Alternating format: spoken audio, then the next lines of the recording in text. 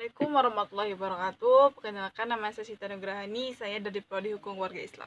Di sini saya akan menjelaskan tentang peran pernikahan dalam keluarga. Sebelum kita masuki materi penjelasan, saya akan ingin menjelaskan tentang peran perkawinan dalam keluarga, yaitu peristiwa masyarakat yang membuat pengantin laki-laki dan pengantin perempuan itu menjadi dewasa. Mereka menikah mempunyai komitmen. Jadi perkawinan mengibaratkan harapan dan pilihan. Komitmen kedua pasangan mengerti satu sama lain. Oke, sekarang kita masuk pembahasan. Itu ada 7 pembahasan yang ingin saya jelaskan. Yang pertama, struktur prinsip perkawinan. Cinta suatu faktor penting dalam perkawinan. Tidak kawin, tawar-menawar homogami, desakan untuk menikah, dan terakhir bertambah bujang. Jadi saya akan menjelaskan satu persatu. Yang pertama, struktur prinsip perkawinan ini menurut Young, cara berkencan mempunyai beberapa fungsi dan akibat penting. Yang pertama itu, kedua belah pihak merasa adanya suatu mereka tidak ada suatu keharusan untuk meneruskan setelah mengalami pengalaman pertama.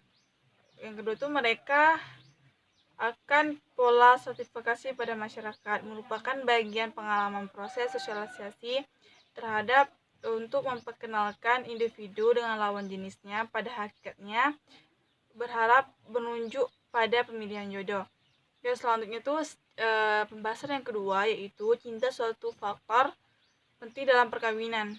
Yang pertama, cinta dianggap sebagai suatu ancaman terhadap sistem sertifikasi pada masyarakat dan orang tua, mengingatkan tidak memungkinkan cinta sebagai pemilihan jodoh. Jadi mereka tidak penting mau mereka cinta atau enggak, yang penting mereka mau jodohin aja. Oke, selanjutnya itu tetapi sudah jelas faktor kekayaan, pekerjaan, umur, agama tidak mengingatkan cinta. Yang kedua, tidak kawin. Yang ini pembahasan yang ketiga itu tidak kawin. Memujang merupakan cara yang bisa diterima di masyarakat. Oke, yang kedua itu cenderung orang dewasa tidak ingin menikah.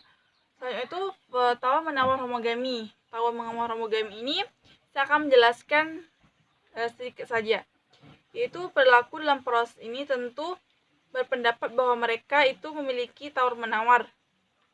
Homogami ini cenderung memilih pasangan dengan kriteria yang sama terhadap pasangannya.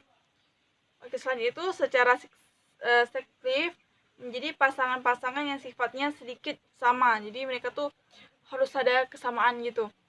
Oke, selanjutnya itu desakan untuk menikah. Desakan untuk menikah ini kenyataannya bahwa terhadap suatu akses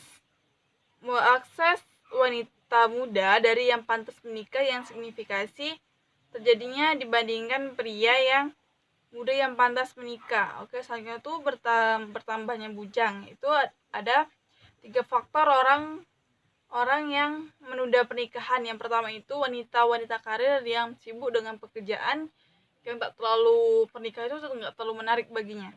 Oke, selain itu jumlah kontravensi meningkatnya, memberikan kontribusi dalam mengambil keputusan untuk membatalkan.